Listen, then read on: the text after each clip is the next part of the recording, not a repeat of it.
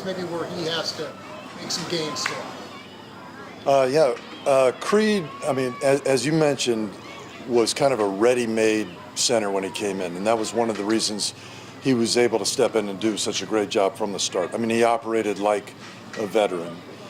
So now, a few years later, the things that you see that are improved are just familiarity with the offense, the calls, much more second nature. He sees defenses, which he's always been excellent at, but he's seeing them that much better. And then, areas to improve, we all got them.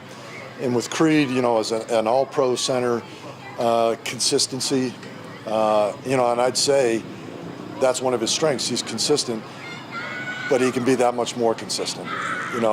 Whether it's his base in the pocket, his helps, getting guys off of his body so he can switch off stunts. These are all things he works on. With Donovan and Juwan, how do you feel like, now that you've got your hands on them and you're seeing them game action, how do you feel like that they have adapted and fit into what you do? Yeah, really pleased to have both Donovan and Juwan here. They're talented tackles, they're experienced, and in terms of how they've fit in and adapted, I think very well. I mean, they're integrated right into our room. We've got a great room. The guys communicate well. They like each other. They like being around each other.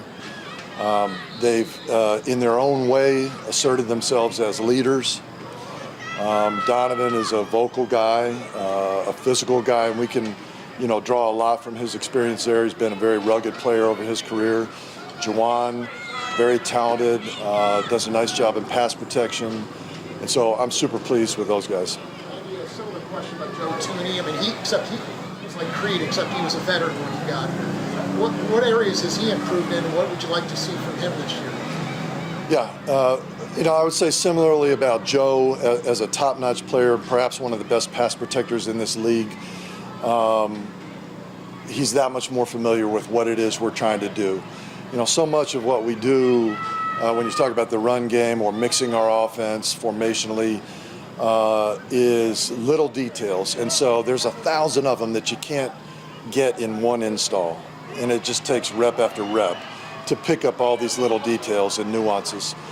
Super sharp guy, so he's going to, he's not going to make many mistakes. And if he does, he's not going to make them twice. And then, Joe, as a, I'd say smaller guard in this league, to be more effective in the run game, playing with pad level, proper pad level, and being more explosive there. Those are things he's working on. It seems like you have a couple candidates. If you could just talk about the QBC the other day, what you saw on that, and then just what it takes to execute those. Yeah, generally when those plays work, and they work at a very high rate, it's because your interior three are underneath their D tackles, and we didn't get that done. So that's something that we've got to get better at. It seems to have an opening as a swing tackle position between Wanye, Lucas Prince. I'm sure. How have you evaluated that role? Yeah, I've been trying to, get them equal amount of work, right and left. If you're going to be that swing tackle, you got to be comfortable on both sides. And it's been very good competition. I like the way all three men have worked.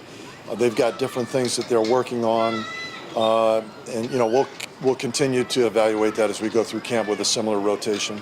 Can you evaluate where Juwan's at with the run game? Yeah, I would say all of us, not just Juwan, all of us are still working on coordinating all of our efforts. Our angles have to be so precise and in tune with what the back's doing, what the guy next to you is doing, front side versus back side, and there's a lot to it. And similar to when we brought a new group together several years ago, that's a work in progress.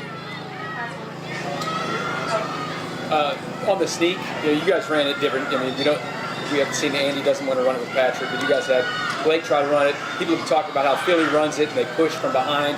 There's been some discussion about that league-wide. Just what are your thoughts about the kind of pushing scrum and whether that should kind of continue in the league, the way Philly runs it? I don't have an opinion as to whether or not it should continue. It's part of the game right now, and Philly does an outstanding job with it.